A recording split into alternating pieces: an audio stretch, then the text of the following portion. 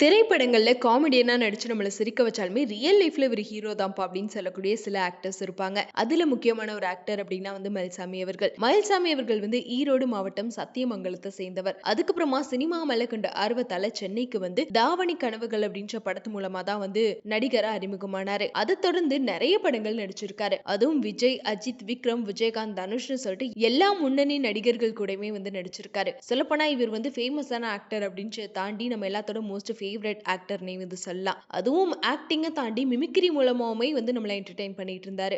அந்த அளவுக்கு ஒரு மறக்க முடியாத ஒரு கலைஞர் அப்படின்னா வந்து மயில்சாமி அவர்கள் தான்.